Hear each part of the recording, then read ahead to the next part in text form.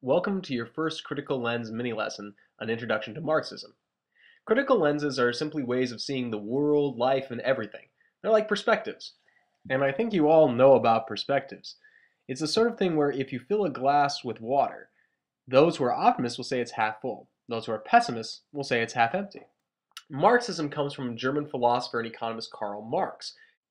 Marx lived in a time when lots of people were working very hard but making little, and a very few people were taking what they made and turning a big profit on it. He thought this couldn't last. Eventually, those who made the products and worked hard would rebel against those who took the money and ran.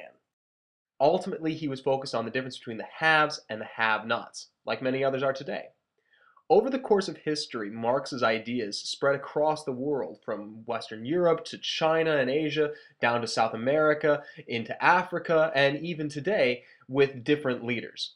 They haven't always been popular, but one thing that Marxism has always been focused on is class struggle. Now, fundamentally, Marx's criticism analyzes the world in terms of how events benefit the wealthy and exploit the poor. So think back to that glass of water. Optimists see it half full, pessimists see it half empty.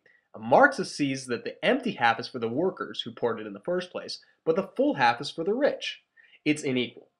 Here's another way of thinking about it. This is my cat, Minnie. Isn't she adorable? Minnie, like most cats, enjoys being petted, so she'll sit back and relax and savor a good scratch.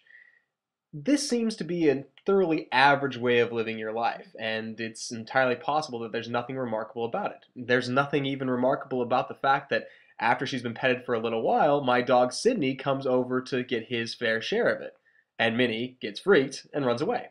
But imagine that Minnie sees the world from a Marxist lens. Meow. Now, this time, Minnie's going to get petted, and Sydney's going to take petting away, but Minnie's going to see things in a slightly different way. See how this goes for Minnie. She's focused on what's unfair and unequal. She wants what she has earned.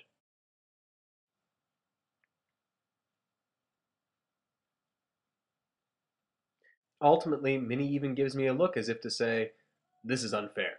But that's not the only unfair thing in the world. We can use the Marxist lens to study art as well. In Hotel Rwanda, we can see how foreign governments were powerless to do anything, but a foreign business could because they were trying to protect their investment in a hotel. If the hotel had been owned by Africans in Rwanda, who knows if it had worked out. Meanwhile, in The Tempest, the whole plot revolves around wealthy nobles, Prospero, Antonio, Alonso, Stefano, and those who work for these nobles, Caliban, Stefano, and Trinculo, are lowered down to the level of evil people or idiots. This emphasizes the haves and de-emphasizes the have-nots. Even in popular culture like the Hunger Games, you can see a Marxist lens of being applied. You can see that Katniss would be a true hero who stands up to a cruel elite who always take without ever giving anything back.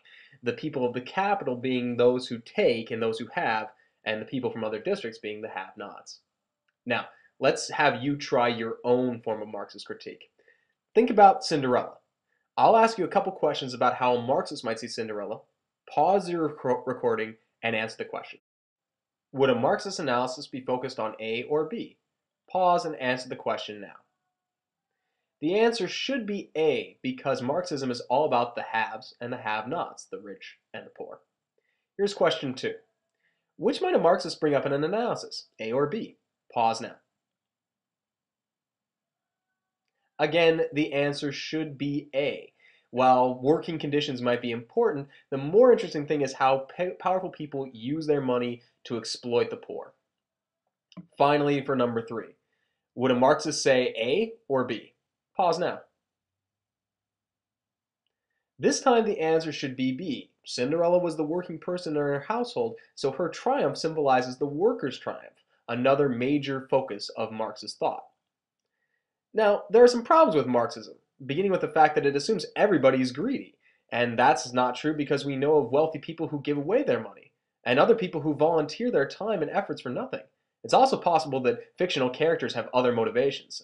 Possible that the prince and Cinderella are simply in love, and that Katniss just wants to survive, rather than the fact that they're pursuing any ideology. The Marxist lens is just one perspective on when we see, not an absolute answer. We'll look at other answers as time goes on, and you'll eventually be asked to apply these lenses to written papers. Thanks for your time. Have a great night.